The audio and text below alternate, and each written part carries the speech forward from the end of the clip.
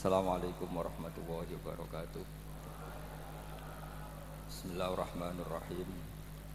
Tabarakalladzi nazzala al-furqana ala 'abdihi liyakuna lil 'alamina nadhira. Allahumma shalli wa sallim ala sayyidina Maulana Muhammadin wa ala alihi wa sahbihi ajmain. Amma ba'du. Yang sangat saya hormati semua pengurus wilayah Nahdlatul Ulama Jawa Tengah, wabil khusus Ki Haji Ubaidillah Sodaqoh, teman saya juga guru saya, putra guru saya Ki Haji Abdul Ghafur Maimun. Saya mau cerita sedikit tentang sanad. Jadi buyut saya kandung itu namanya itu Hafsah. Jadi buyut saya kandung itu namanya Hafsah. Itu lahir di Damaran. Damaran itu belakang imaman Masjid Kudus. Hanya sekitar 30 meter dari imaman Masjid Kudus. Itu punya bapak namanya Maksum, punya bapak namanya Soleh. Soleh itu bin Kiai Haji Asnawi Sepuh. Nah, yang Mbah Soleh saya itu, saya generasi ke-7 dari Mbah Soleh itu. Jadi pas ke-7. Kalau ke-8 itu sudah kata orang-orang kaya gitu. Kenapa kamu miskin? Generasi ke-8 katanya. Jadi Mbah Soleh Darat itu orang Jepara, orang Mayong. Itu dulu ngajinya diantaranya di buyut saya di Mbah Soleh bin Raden Asnawi Sepuh. Raden Asnawi Sepuh itu cucu dari Mbah Mutamakin. Itu kesanatan saya. Jadi saya punya naskah banyak. Tadi Gus Nurul tak kasih tahu. Ini diantara contoh naskah Mbah Soleh Darat. Saya punya banyak, mulai hikam sampai Jawahirut Tauhid, terus beberapa tulisan-tulisan beliau itu masih di lemari buyut saya di Pondok Damaran. Terus buyut-buyut saya itu juga yang diantaranya ada yang nikah di keluarga Gedungan, dan itu sebagian melahirkan Pak Said Akil. Jadi buyut-buyut Pak Said itu adiknya buyut saya. Tapi kalau saya dengan beliau itu sepuh beliau. Jadi kalau saya manggil Pak Said itu kira-kira kalau nggak paman ya mbah. Kenapa saya cerita ini? Karena di antara ikatan sanad itu zurriyatam ba'duha min ba'd. Ada keterikatan cara berpikir berdasar sanad. Tadi seperti yang dikatakan moderator, laulal isnadu laqala man sa'a ma sa'a. Andai kan tidak ada sanad, maka orang akan berpikir agama sesuai maunya. Dan itu bahaya sekali. Karena agama ini riwayat, seperti tadi yang dikatakan inna hadzal ilma dinun fangzuru amman ta'khuduna dinakum. Saya punya sekian contoh cara berpikir sanad dan cara berpikir rasional. Di akhir Ihya itu ada cerita tentang rojak. Dan ini pasti di luar dugaan sampean. Karena sanad itu cara berpikir itu ya ikut saja. Yaitu ada dua orang ahli neraka dipanggil Allah. Dipanggil Allah dalam keadaan di borgol. Ditanya sama Allah, enak di neraka? Jawabannya pemuda itu ya, wah Gusti ya, di neraka kok enak? Ya jelas gak enak. Ya sudah, kamu kembali lagi ke neraka. Dugaan kita kan pasti anak ini gak mau. Ternyata enggak, dia lari sekenceng-kencengnya menuju neraka. Semangatnya Masya Allah. Makanya ini sekaligus ijazah, kalau disuruh masuk neraka yang apa? Semangat. Oh itu Tuhan akhirnya tanya, loh kamu tak suruh ke neraka kok semangat? Gusti saya ini sudah kapok, ketika di dunia kalau jenengan nyuruh sholat saya lelet, jenengan menyuruh kebaikan saya lelet. Sebagai bentuk kapok saya, jenengan menyuruh saya ke neraka saya semangat, supaya saya nurut. Barokahnya semangat menuju neraka, ya sudah di surga saja. Ya, makanya ini nanti kalau kamu disuruh masuk neraka yang apa? Semangat. Karena kita di dunia itu ada di akhir Ihya. Artinya itu kan di luar dugaan kita. Cara berpikir seperti itu di luar dugaan kita. Akhirnya dia jadi ahli jannah. Cerita kedua ya masih di bab yang sama. Yang satu disuruh enak di neraka, ya enggak Gusti. Sudah kembali lagi ke neraka. Si orang ini toleh itu. Toleh. Terus ditanya sama Allah, kenapa toleh? Ya Allah, ketika engkau memanggil kami ke surga, saya tidak pernah ngira kalau akan engkau kembalikan lagi ke neraka. Ya sudah, kamu di surga saya karena husnudzon sama saya. Ini berarti ada dua sanad. lucunya sama-sama benar, yang semangat ya benar, yang lelet juga benar. Maka kamu punya dua pilihan, nanti kalau disuruh masuk neraka, bisa semangat, bisa apa? Lelet. Dan semuanya nanti di surga. Artinya begini, sanad itu apa ya? Enggak yang kita duga. Makanya saya mohon siapapun yang mencintai agama ini harus banyak baca. Jangan nuruti emosi, kemudian emosi itu di atas namakan agama. Di Sahih Muslim itu ada cerita, ini termasuk hadis pegangan kan Sahihain Bukhari Muslim. Itu ada cerita seorang sujud sama Allah itu kan banget baiknya, sangat baik. Kemudian yang sujud ini diinjek oleh pemuda yang nakal, diinjek. Ketika diinjek, yang sujud spontan ngomong begini, fa wallahi la yaghfiru laka, demi Allah tidak akan maafkan kamu. Di luar dugaan, tentu kalau nggak ada sanad, omongan ini normal karena nginjek orang apa? Sujud.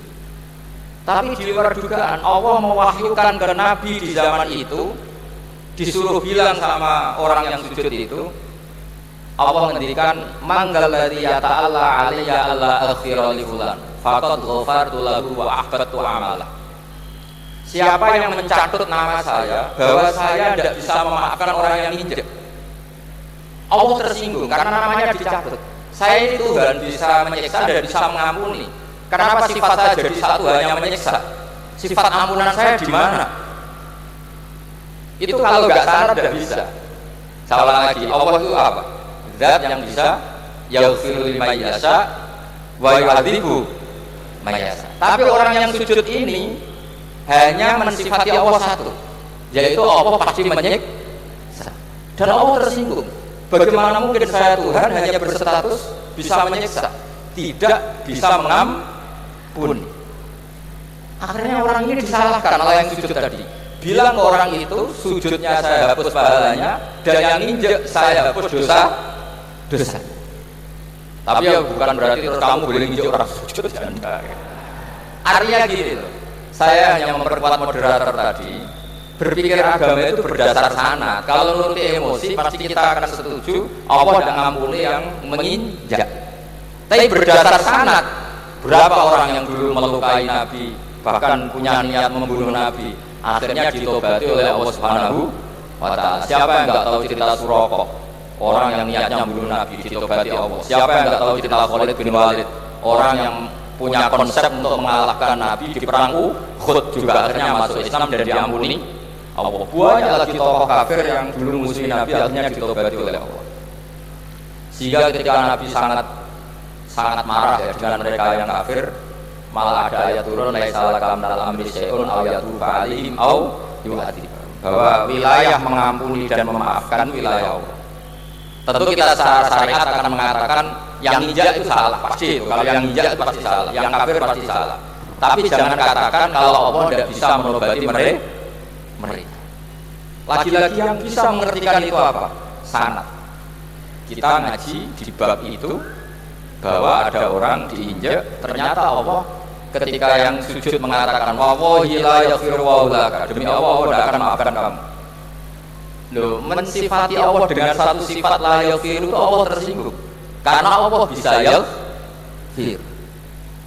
Makanya ini penting sekali saya utarakan supaya kita ini bicara itu sesuai sanad. Karena mereka tidak sanad, agama ini di logika, kemudian logika orang itu berbeda-beda. Maka kayak apa kacaunya agama ini? Terus yang ketiga, saya beri sekian contoh. Ini saya bawa kitab Hikam yang diterjemah oleh Mbah Soleh Darat. Saya dulu pernah ngaji Hikam sama banyak Ghuzufur. Cara berpikir Abdul Hasan Asyadzili misalnya, umumnya orang itu kan kalau amal itu ingin diterima ya, kalau sujud ingin diterima Allah, kalau sholat ingin diterima Allah. Dan kalau sangat ingin itu biasanya terus berlebihan. Saking berlebihannya terus nangis minta amalnya diterima. Tapi efek negatifnya gini, jangan-jangan nggak diterima. Lalu kalau nggak diterima gunanya apa? Ini buruk sekali kalau mulai tanya sujud saya jangan-jangan nggak diterima. Kalau nggak diterima gunanya apa? Itu menurut Abdul Hasan Asyadili itu pertanyaan dari setan. Bagaimana mungkin kita pernah menyesal atau menyesali sujud yang pernah kita lakukan untuk Allah Subhanahu. Wong dadi kawulane Allah, wis dikai bumi, dikai oksigen, dikai rezeki, tahu sujud, bareng dikasih tahu Jibril sujud kamu enggak diterima. Wah, getun aku sujud be Allah. Masa sujud sama Allah getun. Maka kata Abdul Hasan Asyadili begini. Kafa bika jazaan an radiyaka laka ahlan. Cukup sebagai balasan dari Allah yang luar biasa, kamu ditakdir sujud. Wes keren. Coba kalau kamu nanti ketemu Allah, ada orang yang sama sekali di bumi nggak pernah sujud. Lalu kamu ketemu Allah sujud berkali-kali, kemudian dapat kabar kalau sujud kamu nggak diterima. Pantes mana kira-kira? Pantes yang pernah sujud apa pantes yang nggak pernah sujud? Pantes yang pernah sujud. Sehingga pikirannya Abdul Hasan Asyadili, sudahlah kamu bahagia saja karena kamu ditakdir pernah sujud. Itu satu anugerah Allah yang luar biasa. Kamu nggak perlu terganggu diterima apa nggak diterima. Karena kalau kamu terganggu itu nanti lama-lama mengatakan apa gunanya sujud kalau tidak diterima. Dan itu setan menang kalau sudah ada pertanyaan apa gunanya sujud. Nah, makanya disebut min syarril waswasil khannas. Kata Abdul Hasan Asyadili, waswas di sini adalah setan ngeridu kamu supaya kamu ngeset semua ibadah kamu jangan-jangan kamu nggak diterima. Kemudian kamu menyesali semua ibadah yang pernah kamu lakukan. Betapa buruknya kita. Wong amal apik kok disesali. Makanya saya ini sebagai kiai itu termasuk kiai yang paling sukses ya. Betul. Karena perasaan saya itu sudah sukses dulu sebelum nyata sukses apa enggak penting. Saya sering motivasi santri yang hafalkan Quran 10 tahun enggak hafal-hafal. Nanti kalau ketemu Allah tetap keren. Pernah hafalkan kitab saya, pernah Gusti, hafal tidak. Tapi kan keren pernah menghafalkan. Daripada sampai ditanya, pernah hafalkan Quran tidak. Kok hafal lagu dangdut? Nah, itu posting dengan jawabnya. Tapi kalau santri saya pernah hafalkan, pernah Gusti. Di mana Gusti hafal enggak? Puji saja enggak. Tapi saya mencintai kitab engkau dan bukti cinta saya tak hafalkan. Cuma nasib tidak membiasa saya Gusti, kan masih lumayan gitu. Daripada ditanya, pernah hafalkan Quran? Tidak Gusti. Jebule hafal lagu dangdut, yang ibu-ibu hafal harga cabai, naik turunnya harga berambang. Ini harga sembako hafal, tapi kalau Quran tidak hafal. Nah, pikiran-pikiran kayak Abdul Hasan Asyadili itu harus kita kembangkan. Makanya saya suka sekali ketika Mbak Mun yang sekarang diteruskan ke Suwafi meresmikan Thariqah Syadziliyah. Ya cerminannya kitab Hikam itu yang diterjemah Mbak Soleh Darat. Karena Hikam adalah murid Abdul Abbas Al-Mursi. Beliau adalah murid Abdul Hasan Asyadili. Jadi gampangannya kalau sampai ingin tahu cara berpikir Abdul Hasan Asyadili itu ngaji Hikam. Karena Hikam itu cucu muridnya Abdul Hasan Asyadili. Dan itu cara berpikir gampang sekali. Misalnya hubungan dengan Allah. Ilahi kullama akhrosani lumni antokoni karomuka. Ya Allah, ketika saya terbungkam oleh kesalahan-kesalahan saya, sampai saya ini merasa tidak pantas minta, tidak pantas memohon sama engkau karena dosa saya banyak. Tapi kata beliau, antokoni karomuka. Tapi saya berani melafazkan doa itu berdasar rahmat kamu tidak terbatas. Dan itu indah sekali kata-katanya. Ilahi kullama akhrosani lumni antokoni karomuka. Jadi kullama akhrosa sekirane bungkam bisokno ya nafsulah taknati min zallatin azumatin al-kabairo fil ufroni kalamami. Jadi ya seperti yang dikatakan tadi Gus Ubedillah tadi, ya sudah, kadang ada baron saya, ada busiri, saya tidak tahu karena bacanya inal kabairo fil ufroni kalamami lala rahmata rabbihina yaksimuha ta'ti ala hasabil isyani fil kisami. Itu ada orang terlalu fanatik kebaikan datang ke Abdul Hasan Asyadili gerutu karena dunia ini sudah kacau balau, banyak maksiat, banyak macam-macam. Apa jawabnya Abdul Hasan Asyadili? Man ahabba alla yusawahu fi ardi faqad ahabba alla tadhar maghfiratuh. Jadi malah dibalik. Kalau kamu ingin dunia ini steril, enggak ada apa-apa, berarti kamu tidak suka akan kelihatan maghfirahnya Allah. Jadi sanat-sanat seperti ini harus kita jaga. Meskipun tidak kita manfaatkan untuk kepentingan hadun nafsi, tapi kita harus kita jaga sehingga kita jadi orang itu tidak terlalu sepaneng dengan pikiran kita.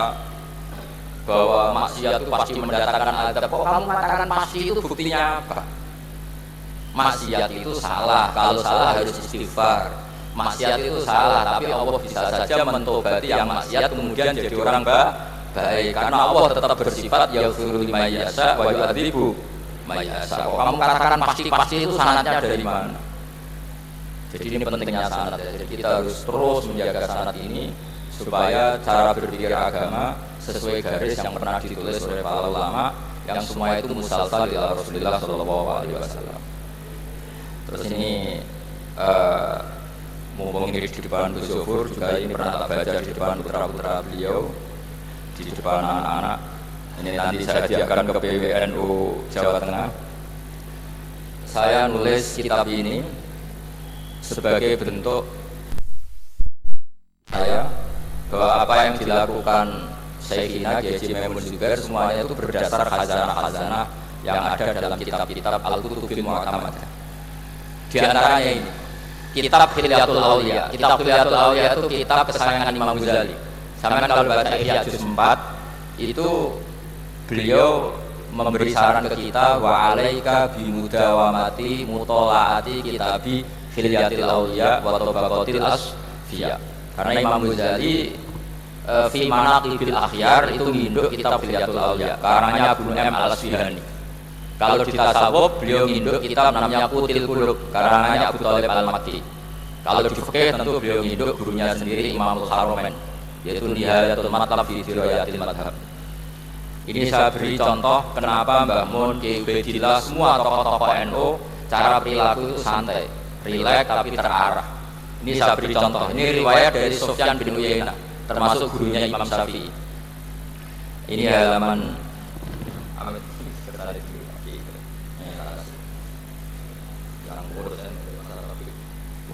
halaman 24.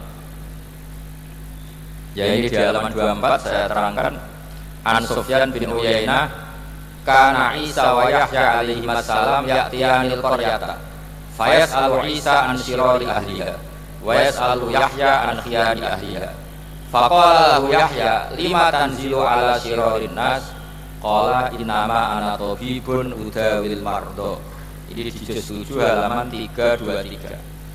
Jadi mulai dulu ulama itu ada yang fokus mengelola orang-orang soleh, tapi ada juga yang mendokteri orang-orang yang macam-macam. Nabi Isa itu kalau di satu daerah tanya, di sini yang orang nakal-nakal di mana?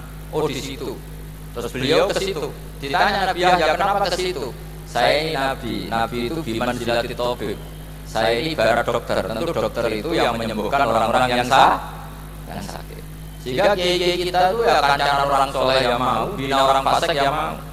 Lah yang nggak boleh itu yang potensi katut fasik, itu nggak boleh. Jadi apa ya, supaya kita itu melihat sesuatu itu tidak sudon, kiai kok berteman orang fasik. Saya berkali-kali bilang berteman orang fasik itu haram. Tapi kalau dibalik pertanyaannya, membina orang fasik hukumnya gimana? Baik, bisa membina kalau berteman, ya sudah dibolak-balik gitu. Tapi kalau dibalik berteman orang fasik menjadi fasik, ya jangan berteman kalau obatnya masih seperti itu. Ya terus saya teruskan. Sayyidina Umar itu terkenal orang yang sangat keras. Sayyidina Abu Bakar terkenal orang yang lain al-janib, orang yang sangat santun, sangat sopan. Tapi anehnya ketika Abu Bakar mau wafat, itu khilafah atau khalifah itu diwasiatkan supaya yang memimpin itu Umar. Padahal orangnya sangat keras. Tapi yang jarang diketahui publik adalah kiranya Umar keras itu wataknya. Ternyata enggak. Di sini diterangkan Umar wataknya itu sebetulnya bisa memilih keras atau halus. Ini saya baca ya di halaman 25. Beliau ditanya oleh Abdurrahman bin Auf. Terus beliau menjawab, ya Abdurrahman, wallahi laqad lintu linnasi hatta khasyitu wa fil lain. Tsumma stadatu alaihim hatta khasyitu wa fi siddah. Fa ainal makhraj. Terus di sini saya terjemah, saya saat lunak juga takut sebab lunak bisa dianggap pembiaran, tapi saya juga takut Allah saat keras sebab keras jangan-jangan termasuk tanfir, orang lari dari kebenaran.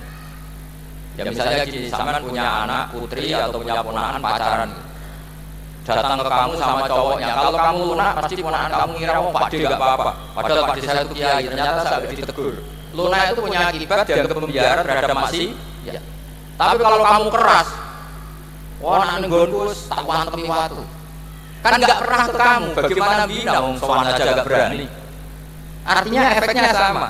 Terlalu lunak ya punya efek tidak bisa bina, terlalu keras juga punya efek tidak bisa bina. Maka kata Sayyidina Umar, fa wallahi laqad lintu linnas hatta khasyitu wa fillah. Artinya saat bersikap lunak saya takut Allah karena lunak bisa dianggap pembiaran terhadap maksiat. Summa statatu alim hatta khasyitu wa fisiddah. Ketika keras saya juga takut karena kalau terlalu keras bisa tanfir, bisa orang lari dari kiai, dari orang soleh. Makanya dalam guyonan-guyonan ulama itu ada preman jagongan di orang-orang fasik. Ditanya, kenapa kamu jagongan sama orang fasik? Kenapa tidak jagongan sama orang soleh? Habis orang solehnya marah-marah terus, lah ini ramah. Makanya saya milih yang ramah saja. Itu meskipun guyonan tapi pelajaran bagi kita. Karena ya memang Quran seperti itu, walaupun tanpa fadlan walidal qalbi lan faddu min hawlik fa bima rahmatin min Allah harusnya itu. Jadi apa ya? Nah ini kalau nggak ada sanad nggak bisa. Nggak ada sanad nggak bisa. Pasti kita berpikir sesuai keinginan kita. Maka ada ancaman yang keras, man fasara Al-Quran biroyi falyatabawa maq'adahu minan. Jadi saya mohon sanad-sanad seperti ini kayak yang dikatakan Umar tadi. Wallahi laqad lintu linnas hatta khasyitu wa fillah. Tsumma stadadtu alim hatta khasyitu wa fis syiddah. Jadi kita akui bahwa dalam lunak juga ada sekian problem, dalam keras juga ada sekian problem. Terus kita bikin satu metode, satu manhaj yang kira-kira ya sa'iqul lisyaribin atau yang lebih dikenal dengan Islam wasatiyah. Ada tawazun, ada tasamu, ada macam-macam. Ya, saya kira demikian. Assalamualaikum warahmatullahi wabarakatuh.